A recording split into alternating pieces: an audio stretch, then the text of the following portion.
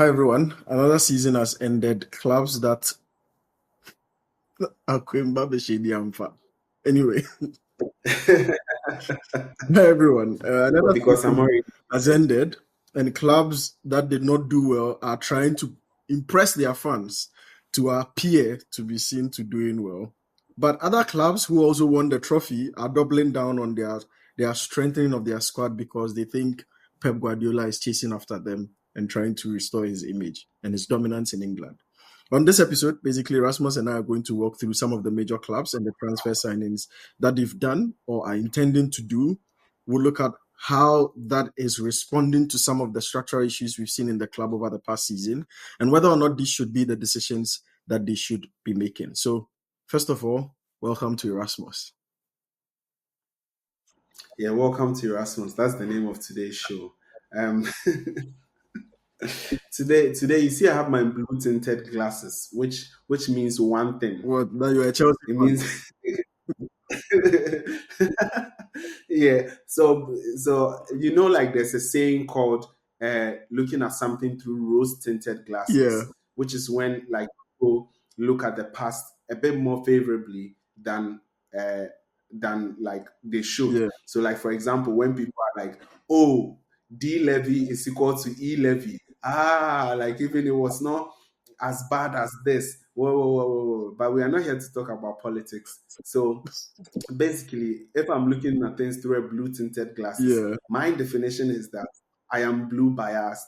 I am Chelsea biased today. Today, I'm going all in on it because of the So, excitement so around all of a some of sudden, the you've things. thrown your objectivity out of the window, and now you are Chelsea biased. For just today's episode, like you said it, welcome to Erasmus. So for just today's episode, All right. So, how do you want us to go? Do you want us to start from the worst clubs and go to the best, or do you want us to start from the best clubs and go to the worst?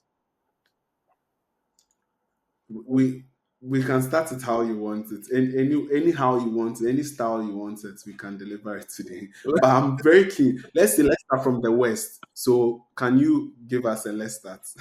Can you tell us the name of the West club? I don't know why you set this trap. You could have just answered the question. Now you're asking me to tell you the name of the West club so that the fans will come No, after me. yes, I'm very curious. Think As maybe also is our statistically, audience, I would expect. statistically, from the Premier League alone, Tottenham was the worst club. Yeah, that was smart. So That was smart. I I have to, thought you were going to Manchester I area. have to frame properly. Tottenham, from the Premier League alone, statistically, Tottenham was the worst club. But they won a trophy. That's not fair. They That's why I said won a from the trophy. Premier League alone. Hey, I did my framing. Don't bring Europe inside. Anyway, I preempted this frame, this counter frame, and I framed against it. But anyway, That's smart. Tottenham just sacked Ange Postecoglou after the man promised that every time in his second season he wins a trophy. This man walks in the shoes of Jesus and delivers the promise. Daniel Levy sits and says, "No, the dust that was in our trophy cabinet was serving a purpose. Now you've made us dust the trophy cabinet and it's now shiny again.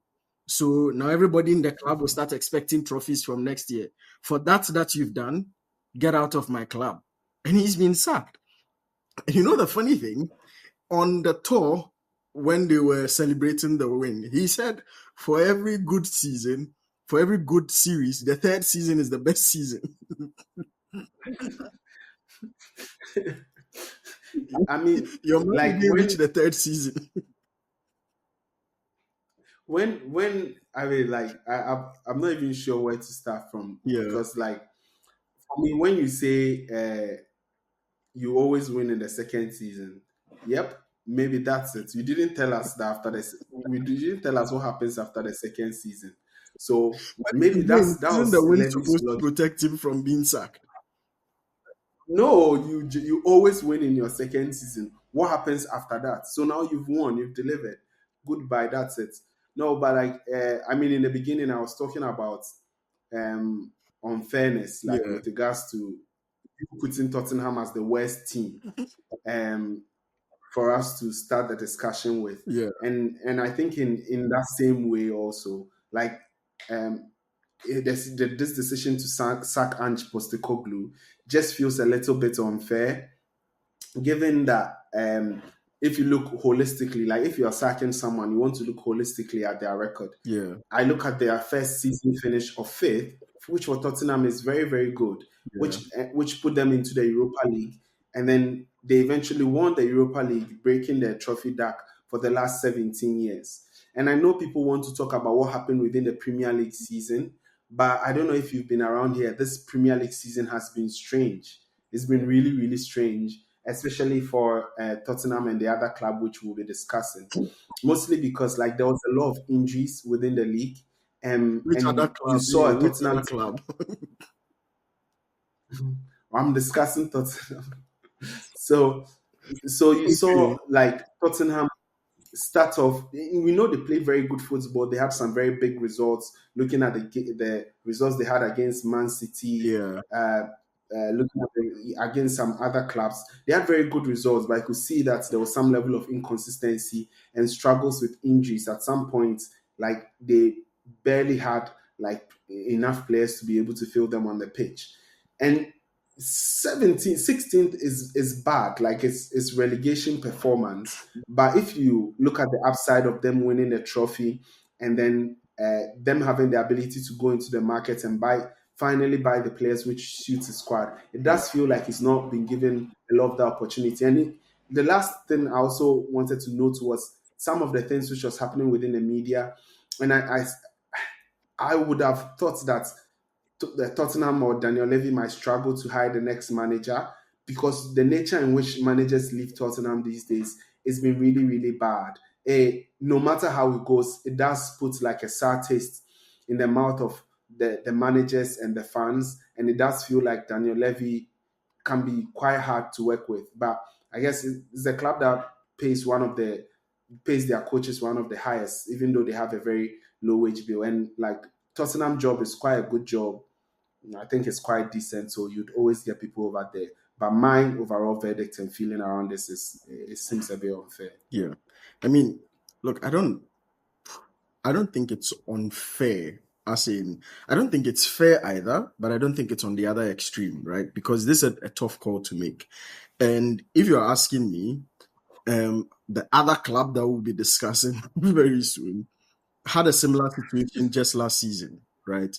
They had owners who had come to meet a manager who had finished third in the previous season. When he said he had a squad available, he finished third. That was his very first season. Similar to Ange finishing fifth, which was very well in his first season. And then he comes in his second season, has a very abysmal performance. Also similar situation. He says he's never had his best 11 available. His players are not available.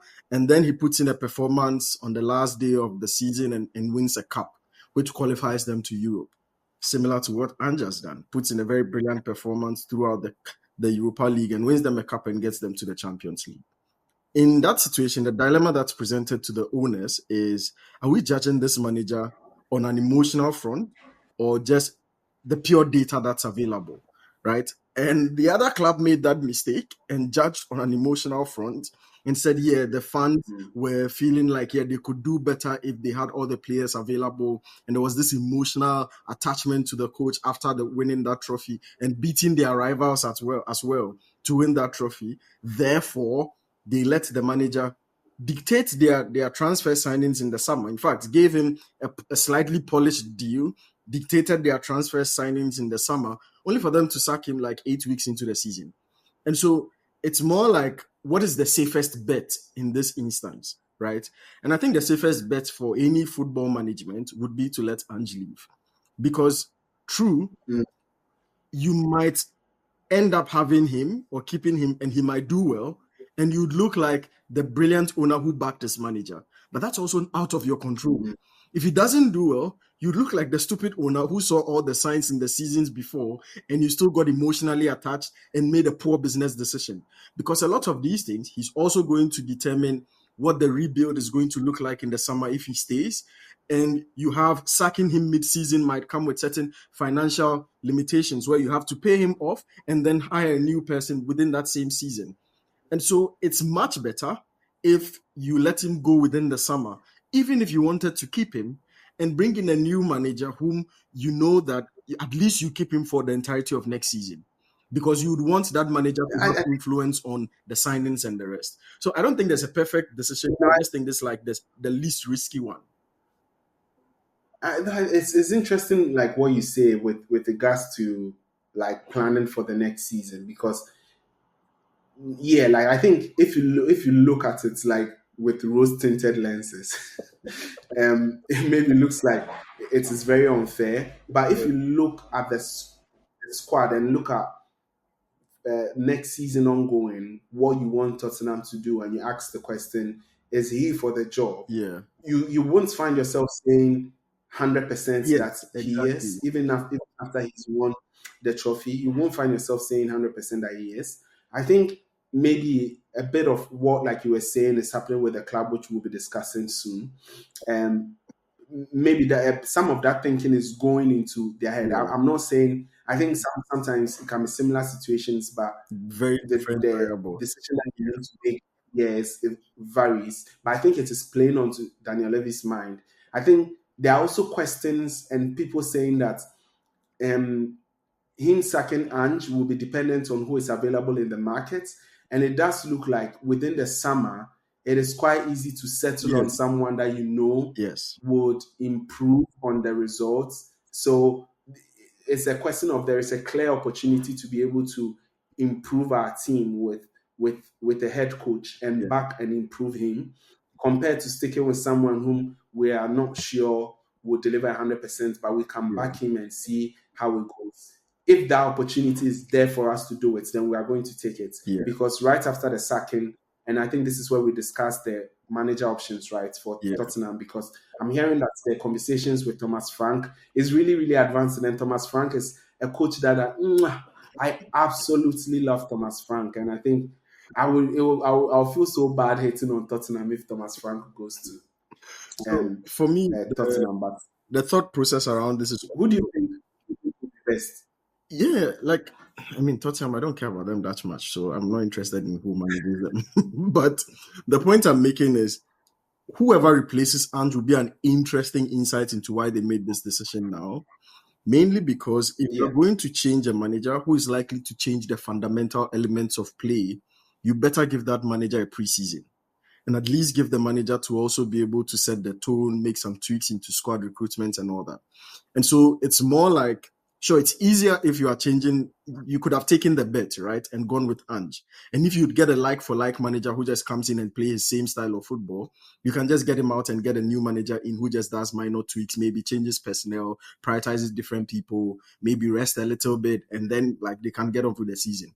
But if you have a manager who would fundamentally reorganize the way in which they play, it's far worse to do it mid-season when a coach is doing bad, because you've given that coach preseason to convince the squad that if they don't do his bidding, they are getting out.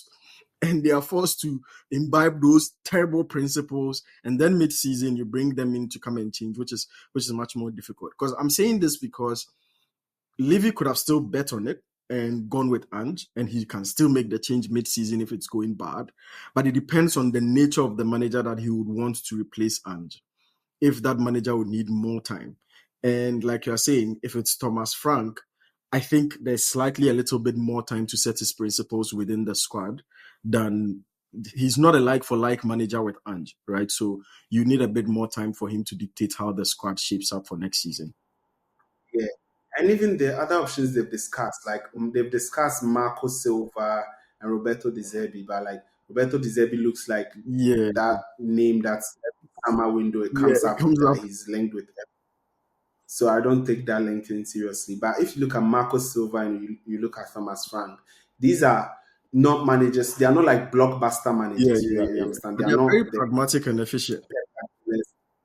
yeah. So they require system. Yeah. Like Thomas Frank is huge on culture. So he's very big on building and improving the culture of the squad and improving the players rather than trying to So make he like doesn't do blockbuster mate, signings. mate.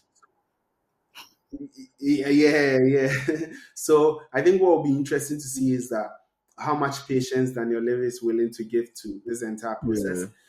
From the last couple of hirings, it doesn't look like they've been very patient at all. But it also looks like he's looking for something. And if you don't give it to him, he's not willing to give you the patience. Yeah. So maybe I don't anticipate that Thomas Frank will come in there and like start winning trophies. Like I, for one, I think the obsession with someone must win trophies before they are seen as successful is highly ridiculous to me. Like if Thomas Frank hasn't won any trophy, but he's Yeah. has got them good a manager as anyone else because he's built a sustainable franchise. Like Brentford, since he brought them up from the championship, have never been in threat of relegation. They are always fighting for something.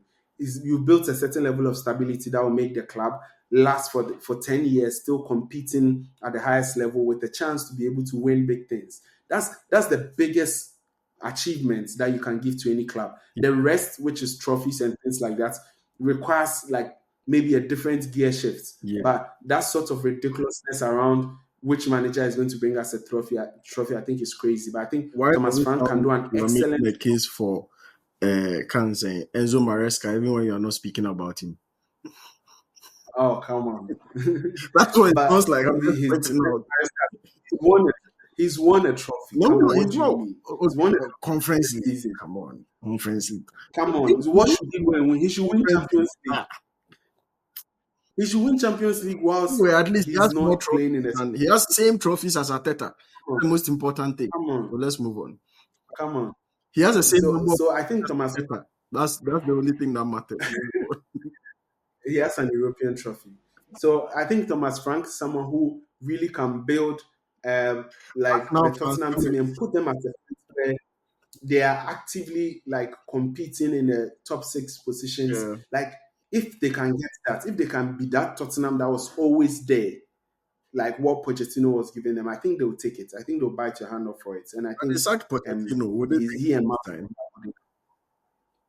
Yeah, but Pochettino, they only sacked him because they bought into this. Like the madness that's happening at Arsenal, where it's like Poch needs to win a trophy, Poch needs to win a trophy. So the next one where he was fifth, like he wasn't investing in the squad, but people were expecting that They win it. that squad that he had raised from that lower point to this point where they were in Champions League and co should be winning a trophy because that was the expectation. Whilst he wasn't investing in the squad. So I think with Thomas Frank, and even with Marco Silva also, my fear is if he would give them the time and if the fans would give them the time. But I think now that they've won a trophy, the club will have a bit of a patience. They will not be in demand to like say win a trophy, but they would expect that you are competing very well in the league. They will expect that you are competing very well in the European competitions also. Okay. Okay. The other thing I wanted to note here is in terms of sacking of Ange, right? Like Ange is gone after winning a trophy. What does this imply for managers? The very culture that we are talking about, that managers have to win a trophy. Now, winning a trophy is not enough. Ange is gone. How do managers react, especially the new Tottenham manager? What exactly should be the clear expectations of what keeps them, right? If winning a trophy is Yeah, out of the window. I think I discussed some of it in the previous submission, but like look, if you just like the Ten Hag situation, Yeah. the Arteta situation is not the same, but a bit of it also because he also bought time using the FA Cup trophy where they had been looking for a trophy for a long 5 while, years. but they had to look at what. Yeah. I mean, back then. So you have to. I think winning a trophy is not enough. People eventually will look at the entire body of work Okay. and see whether the team is progressing under you. Okay. Like people want to see that dynamism, the feeling.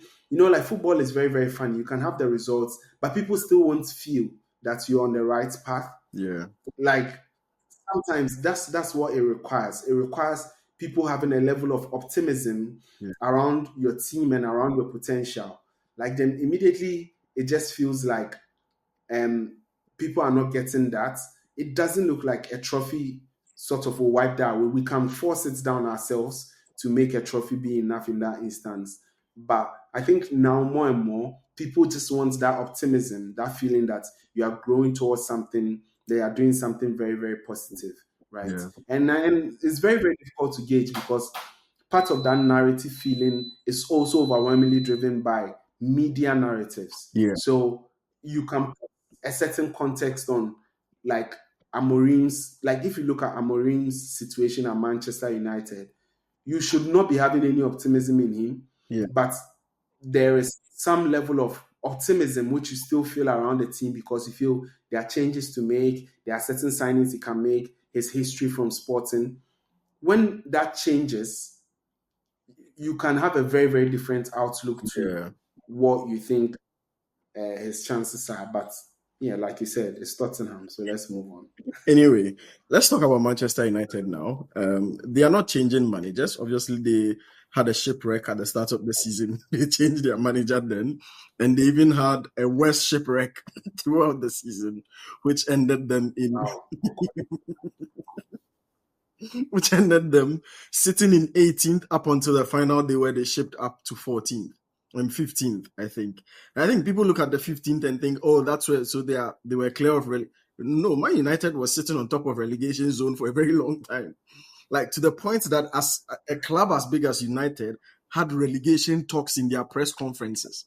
Like that's how bad they were throughout the past season, right?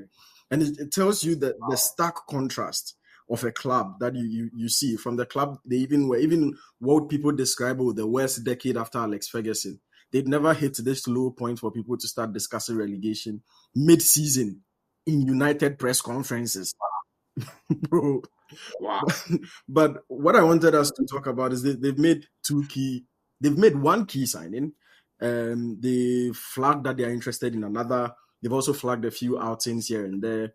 And so first they've signed Matheus Cunha, who is from Wolves. He peppered them obviously this season, and it looks like Amorim finished that game and went like, the thing this guy has done, I need to sign him.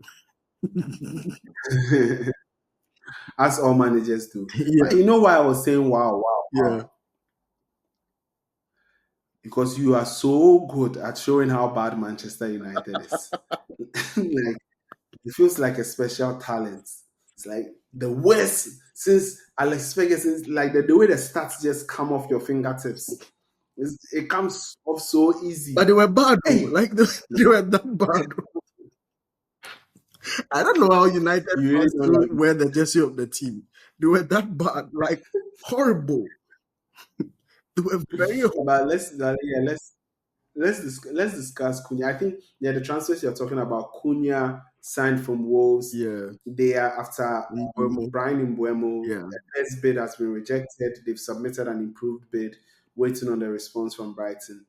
I think these two players, Cunha and Mbeumo, if you think about what they will do with like these are the top two biggest XG performers in the entire past season. Yeah. And like they were the key men for both clubs. Yeah, team. It's crazy. Yeah, it's crazy. Like think about this in the Premier League, right? A team that finished in 50 can poach the best players from the league. Two teams to finish on top of them. Yeah. No, these are the two best players. Like if you take Brian Mbeumo from Brentford, yeah, they go to relegation. Yeah, maybe not compared to Wolves, but for Wolves, if you take out Cunha, they perhaps go on relegation.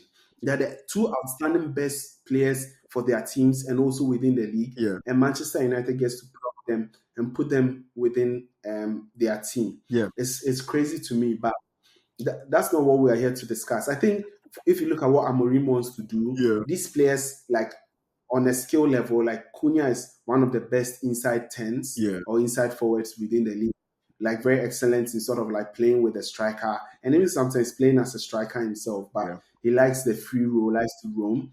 And Brian Mbeumo was playing mostly as centre forward for Brentford this season. And you see him come off the left into those central spaces, like either assisting Visa or like finishing himself. Has a good shot on him. He's one of those defenders who has statistics of He's one of those attackers who has the statistics of a defender, Yeah. like with interception rates, things like that. So if you think of them in the 2-10 positions which Amorim wants to play, like it blows my mind. The only thing that gives me hope is that Højlund is still the 9. So if you think of these big guys in front of like some little Mickey Mouse, Professional. like you still feel like you have some hope. But I think there are calls that Højlund has interest from Inter Milan. Yeah. And I think if Manchester United move, I think they are moving to sign a number 9. I'm hearing like Gyökeres is one that they are looking at, but I've not heard that there's any contact. Then you think that he might make the move, given also that they have Joshua Zexi, who sort of is like a 9.5 or something like that, and can also play as part of the top 3. Hey, United So I think 9.5. these. They went from He said it himself. They went from Verco to Zexi. Both of them 9.5. Hey. No, but I think that their attack is what needs improving this season, right? Like, Yeah. I think what's interesting to discuss is the midfield, what they look to do in the midfield, because Bruno Fernandes Is staying. apparently was given a huge contract, £700,000. Can you imagine 700,000 euros a week, bro? And United was getting over 100 million in transfer revenue from that deal. 30-year-old. And tell me the truth, would you have taken it? Oh, me call that gone answer, to bro. play in South? I'm gone a long time ago. What are you talking about? I'm not doing this. Oh, I love football. I love football. Hey, Basa. The love of why is it Someone the football that they are playing? There's a coconut. Hey, you're going on the pitch. Someone says we are already doing it because both of us, we are not in our home country. As they've seen the traces there, they should know. Me, I'm gone a long time ago. If they give me a fraction of that money, just we'll fly. I'll go. Or ask when? Now, tomorrow, or yesterday, bro. It needs to happen quick. But he says he feels Manchester United doesn't need the money, and Amorim wants him to say so. He'll say, and I like how he's putting it. He's really solidifying himself as the captain over there as a cult hero. Like, people are like, oh my God, the sacrifice. He chose us. And I'm like, yeah, he's still being paid 300,000 a week anyway. But I think if you are Bruno, like right, more than double of what he's collecting. So like, yes, it's a really enticing offer that with no tax, with no tax, bro. Insane. So it's insane. So I think if you're Bruno Fernandes, maybe you're also thinking of like your legacy. Like, Saudi would always be there, right? But like, you don't want to. You are seeing Al Hilal that were pursuing him are almost done with a deal for Osimhen with Napoli. They've now agreed personal. Oh, come on! And they with Osimhen. So, like, bro, the team that those guys are building, if they had plucked Fernandes and he went, and they wanted to get them before they go for the Club World Cup, they were going to make a statement. Yeah, because they actually want to win. Charlie, it's insane. Yo, like, it now makes sense because like, I was like, why are these teams taking the Club World Cup serious? But apparently, the prize money there is more than what's in the Champions. Yeah, it's huge. And now they can finish and then be able to say the Farmers League, like PSG, like Enrique said, Farmers League, huh? They came to dominate Europe. Yeah, it's a setup. I think the European teams don't know this, but it's a setup because you'll be tempted to play your weaker sides they'll go and only to get embarrassed. Because it's true. Like, if you're playing, I'm sure, like, when the fans saw the group table, they're like, "Oh, who are we playing? Palmeiras will crash them. I will crash them." Only to realize that they are signing Osimhen, players Fernandes,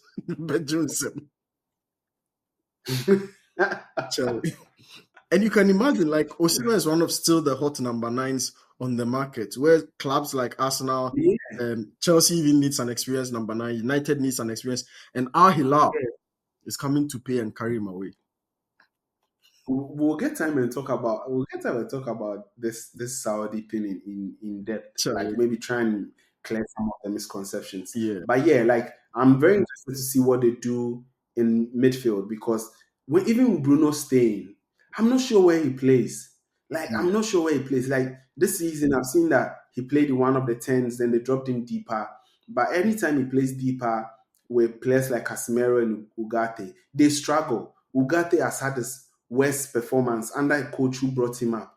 And so you hear some of the commentators mention that it's because Bruno Fernandes likes to hog onto the ball a lot, likes to move forward a lot. Even though he's a very good defender, he doesn't have like the discipline to stay in position, leaving his midfielder isolated.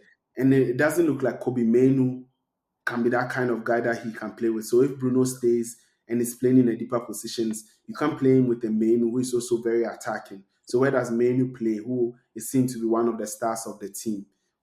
Is it Casemiro who plays? Is it Ugarte who plays? I'm very curious to what they do within the midfield. I think at the defense is decent. Maybe they need one more centre I think maybe back, wing but it's backs decent. rather.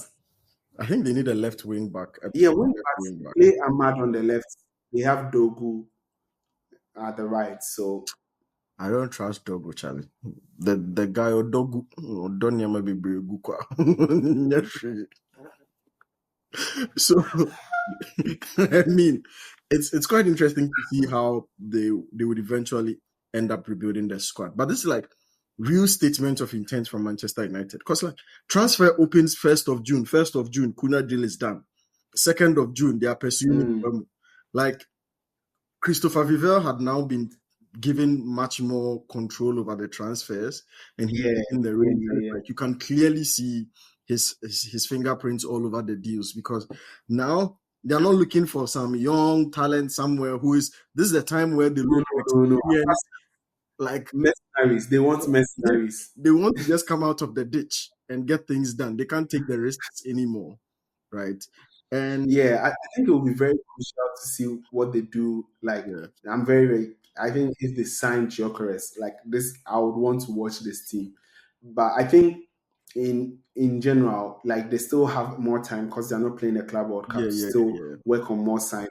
Yeah. But I think it will still depend a lot on the outgoings. I'm very curious what they do with Rashford, Anthony, and now that we've also returned Sancho to them, thank God. We've now returned Sancho back to them. Pay 5 million just to return Sancho. Yeah, because I think if they still had Sancho and they had to sell him this summer, they might not get 15 million for him. So the price we are going on 25 million, I think is too much. So but apparently he also didn't want to reduce his wages. He was earning over 300,000. Yeah, like there's no way. I also don't expect him to take a wage cut because Cole Palmer is on like half of that. I don't expect him to want to take like a 120,000. Yeah. After tasting 300,000, and when they are hearing 700,000 on the market, so maybe he will go to Saudi. Maybe even the Saudi, I'm not sure they will. But I think with the he didn't survive in Manchester. With the outgoings, I think like there are a few options. First of all, they are losing a lot of these old players whose contracts have ended, so they are freeing up their wage bill now, which gives them more room to bring in more players. But I also think, like you're saying, some of them have to go. Like, is Casemiro staying? Is Garnacho staying? Is Kobe Mainoo staying? Is Højlund staying? Is Rashford staying? Is Sancho staying? I think a lot of those deals would happen. And what I'm thinking also, which is a quick question for you, really, if you had to sacrifice Mainoo and Garnacho in this team, because for Garnacho, I think he's already done with the Europa League final outburst against the manager and all that. But would you also like to see, do you think Manchester United should hold on to the sale of someone like Mainoo and see at least in the next season? Because his first season was very impressive. His second season, he's had injuries. The team was turbulent and it's not really looked great. Should they hold on to him and see how he really fits into a settled team before making a decision on him? Because he's one of the people that you feel like when he bursts onto the scene, he's a very technically gifted player that also offers goals once in a while to get you out of some trouble in those situations. So as for Garnacho, he just doesn't fit the system, and with his beef with the manager, I think he's gone anyway. You know what I think? Yeah. And it's making more sense to me now. The more you ask the question, I think they should sell. I think they should sell Kobe Mino. Yeah, they should sell him. Okay. It, It also feels like if they because sell him now, his value is down. No. I think now his value is up. Like, because you remember when they put him on the market in January, even when he was injured, Yeah. like teams like Chelsea were circling around him and they were mentioning upwards to like 50, 60 million. Yeah. And it's because he's a young English prospect. He has played for the national team, so he has that hype around him. But Mainu, when he came out, like sometimes the hype happens, and then you can see that there is a different hype is natural when it's a young player and he's doing exceptional things. But sometimes you realize that there's a distance between the hype and the person's actual performance. The hype was not surrounding what he had done exactly, but from the flashes and the potential that he had shown.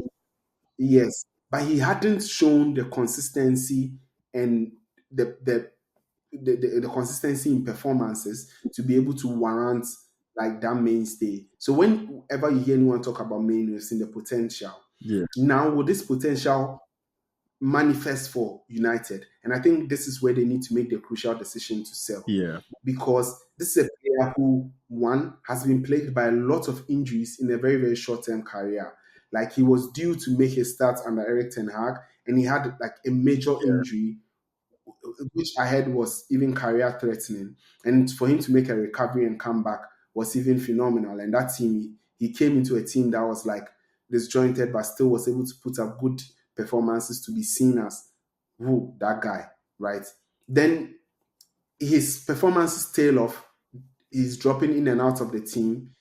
And it's somewhat what is also affecting his confidence. Yeah. And therefore he's moved out. So if you don't have a clear space within, and this leads me to the second reason.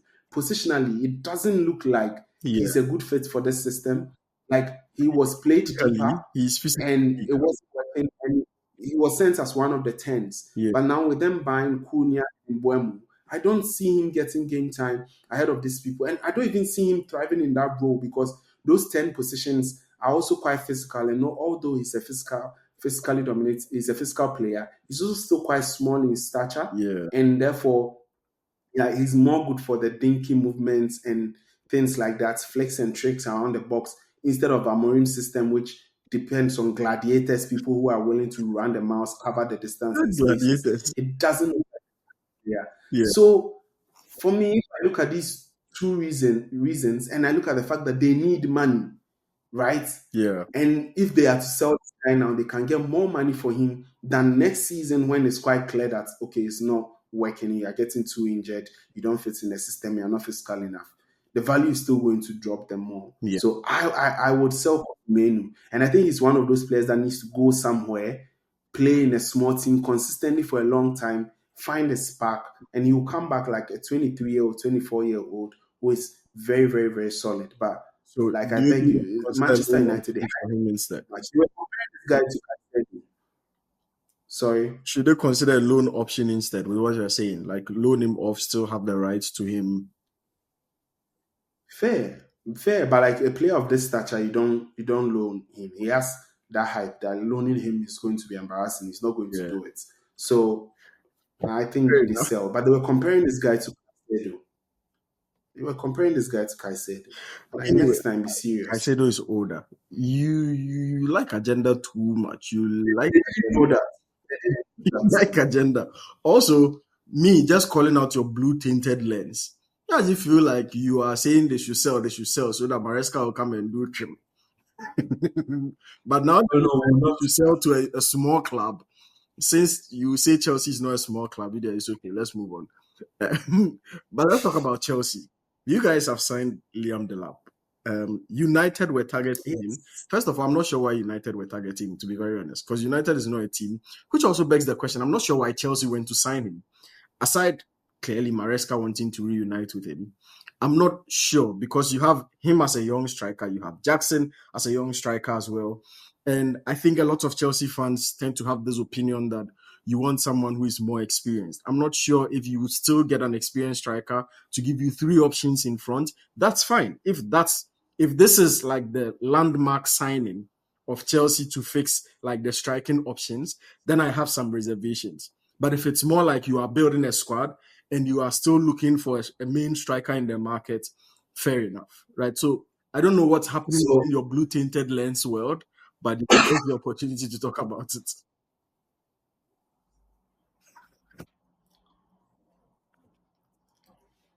for just what you said, I'll speak objectively. I'll speak objectively. I'm only wearing it back for style because eyes don't look good. But I'm speaking objectively.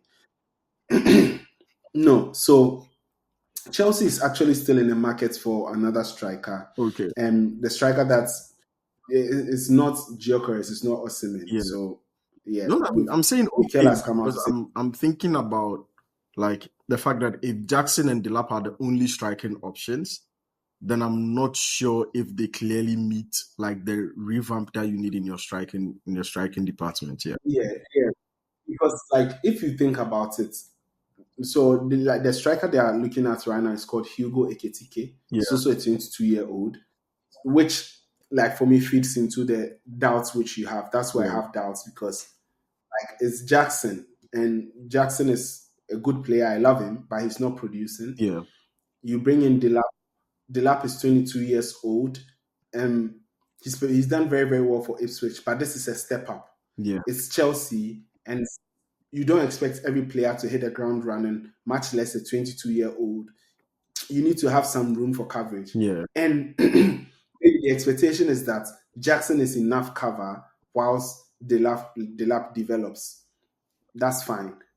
But in this case also, you maybe look at Delap, who is also looking at being able to take his opportunities. And I think he will get chances. Like if you look at the fact that even in the Premier League alone, we played 38 games. Yeah. Jackson was unavailable like over 18 games.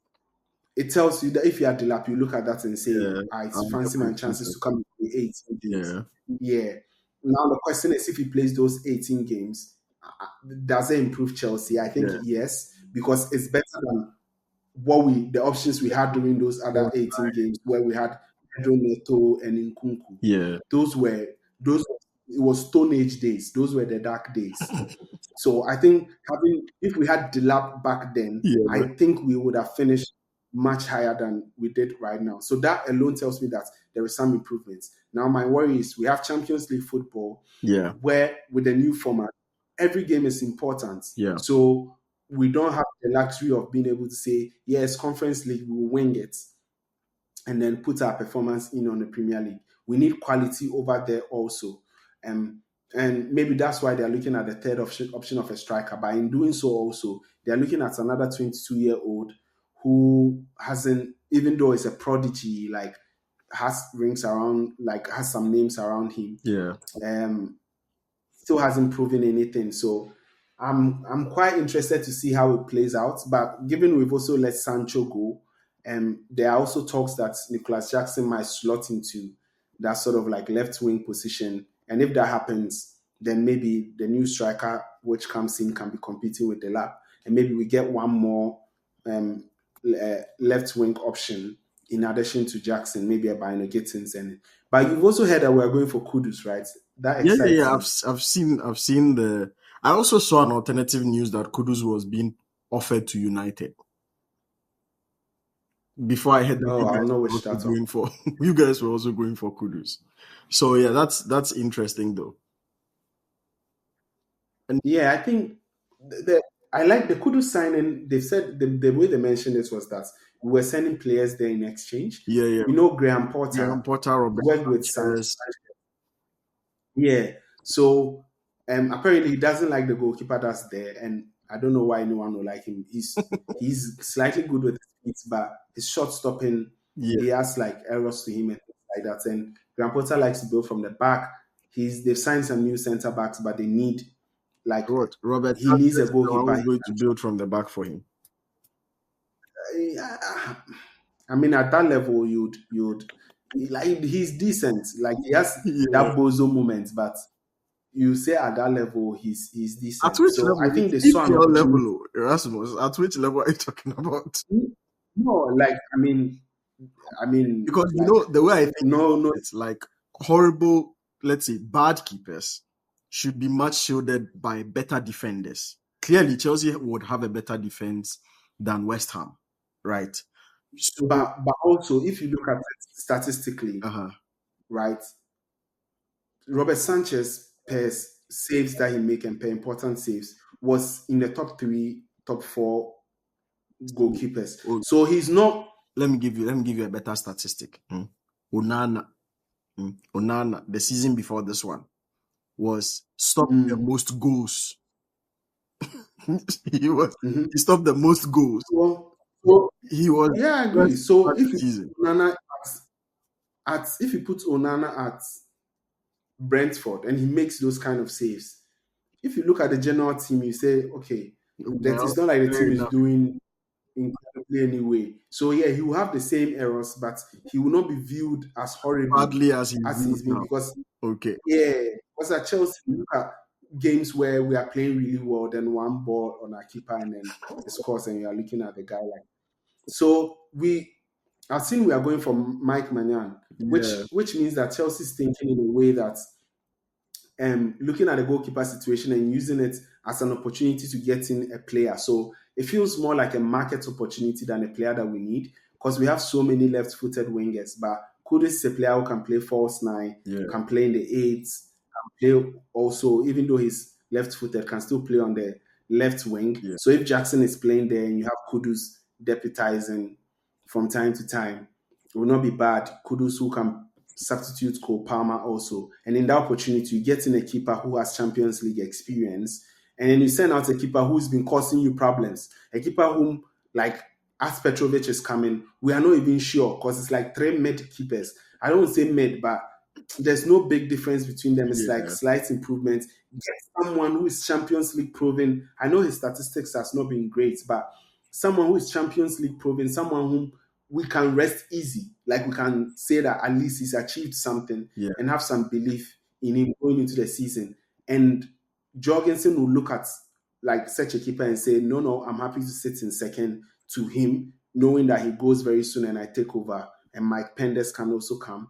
But then have Petrovic, who has done very well at Strasbourg, but it looks clearly that the coach doesn't favor him, will be sold for some good money. So Yeah. I think it's a case of market opportunity, and there's still some moving parts in here. Interesting. I'm not quite sure of how this benefits Kudus though.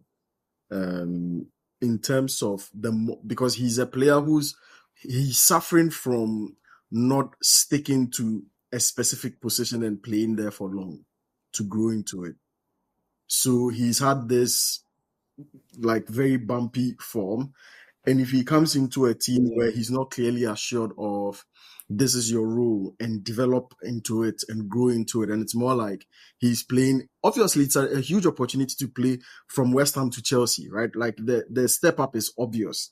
But in terms of whether or not it gets him to develop, I think it would be interesting to see how Maresca creates that space to get him back to his best while still utilizing him in multiple roles and multiple positions within the team. Right. So that's one to look out for if that deal happens. Let's talk about Liverpool and then we'll talk about Manchester City last. But no, I said we are doing it in reverse, right? So let's talk about Manchester City, then we'll talk about Liverpool. Manchester City are seen to be rebuilding some beast team because some of the players that they are looking at, they simply want to cure Pep's illnesses and just revive their PR and say, you won the league not because you were the best, just because we had some horrible situations. Now we are back. Come and win and let's see. And I'm not sure whether you think that's likely to happen next season, especially because there are stars signing Erling Haaland from 2 seasons ago, dominated the league. This past season, I saw somebody said he's similar to Højlund. Like he's unavailable, he's not scoring. Like for Haaland to be brought into a bracket of Højlund, no, that's a problem. So I'm not sure whether you think it's a team problem. Also with KDB leaving, right? Is the team likely to rebuild by next season with the rumors that you're hearing around signings? But also, are you likely to see a better Erling Haaland from the setup that's going to likely pop up? let's be real. The team that won the treble Yeah, was a team that was assembled. The start of the assembly was around 2015, I think, yeah, when KDB was signed. yeah. So Kundo it's was had to supposed to take a while for. Yeah, it's had to take a while. Even though they were still playing good football, they were winning the Premier League. Team that won the treble, it had to be built for a while. Like Yeah, even though there were some new players in it, like they were plugging in the holes, improving it. This feels like an overhaul. An overhaul. Yes, that's the word. This feels more like an overhaul yeah, of the entire side. And as much as I trust Pep Guardiola, what I also know is that for him to get his players playing the way he wants, it takes some time. yeah, We've seen him all over the years, even when he's brought in new players, it's taking some time for them to integrate within the squad and get them playing consistently. So that tells me that if you are doing an overhaul and there's a new set of players, it might take some time before you get them playing the champagne football, which yeah, you want you to get.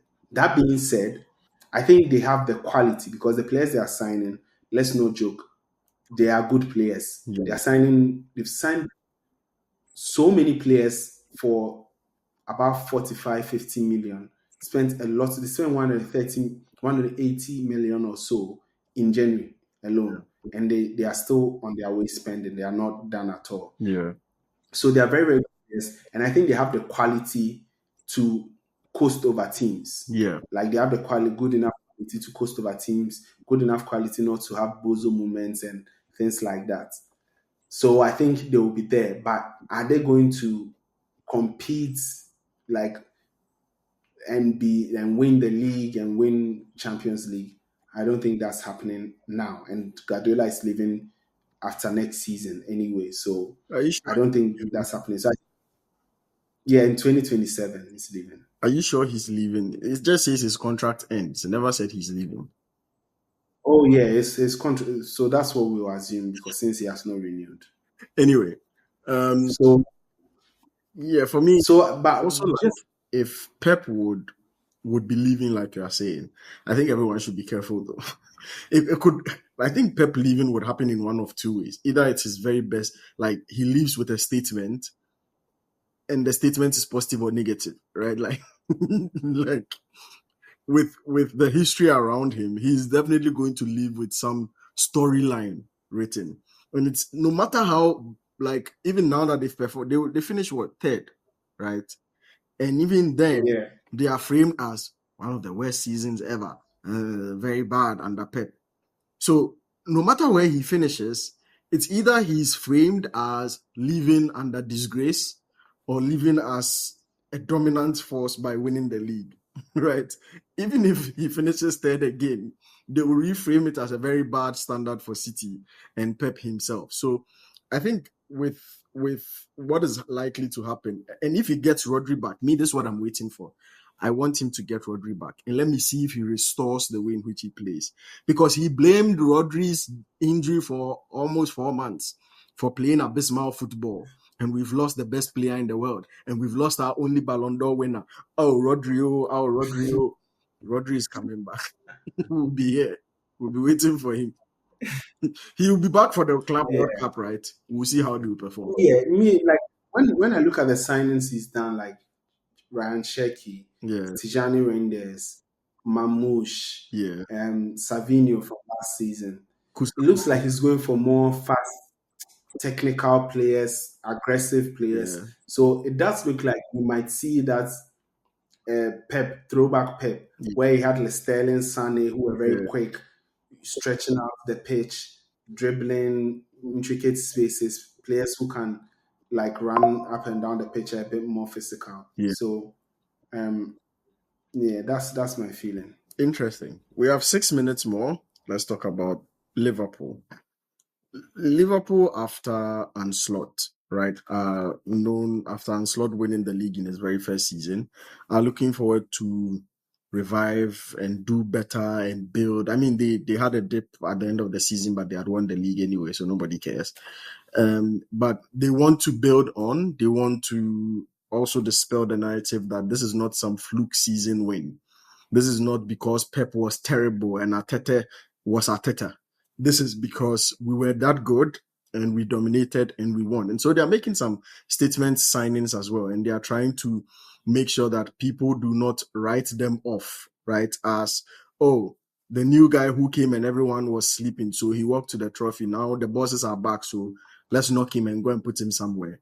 And Slot is very intentional about bolstering the squad now, and they are making some very important signings. I like the way in which they replaced Alexander Arnold straight away with Frimpong, because this is like for like replacement. A right back who has very offensive output on the team, and Arnold goes and they replace him with Frimpong, which was really smart, really quick, very, very intentional about how they sorted that out.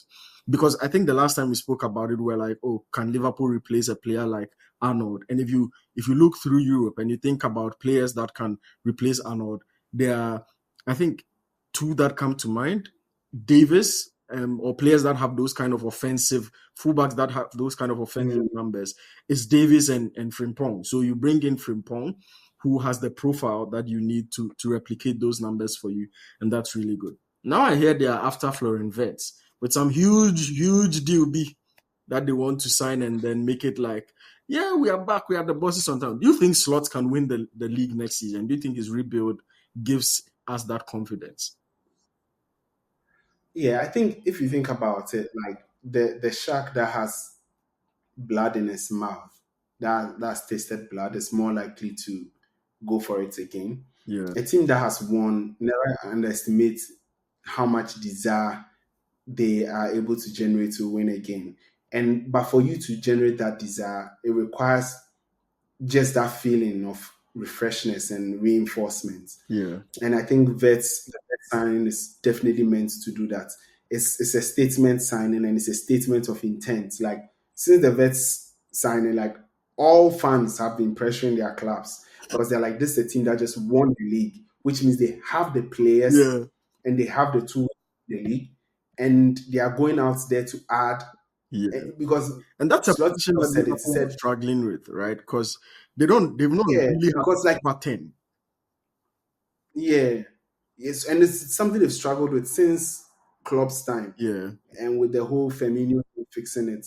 And him signing Frimpong and him going after Kekes shows me that they are going back to those 8 days of bombing fullbacks, yeah, right? So adding that bit of creativity with Vets, I think also takes some of the creative burden away from Salah, yeah, especially in his older years, and gets him to a point where he should just focus on the goals. Because I can't imagine Salah making his runs, combining with Vets into those pockets and spaces is going to be really beautiful. So I do think that they can win the league again. yeah. In fact, I think they are favorites to win the league going into In next season. every year, the previous Um, champion is by default favorite, whether I like it or not. So, yes, yeah. um, what I wanted So to point out though is Salah is a risk, right, that Liverpool took, because this could have been his best season ever. And you cannot get a season like this out of him ever again. The question is how quick and how steep does he drop next season? And it's statistically more likely that he would drop than he would improve or even maintain the same numbers. If he does, we'll all be mind blown and would be happy, because obviously yeah, Salah is also an African making a really huge statement in the Premier League. But if you think about it, is Vet able to supplement, because Liverpool won the league on the backs of a hugely impressive performance from Mo Salah. And if he's not able to replicate that and he drops, the question I'm asking is Vet able to supplement what Salah would be losing by next season?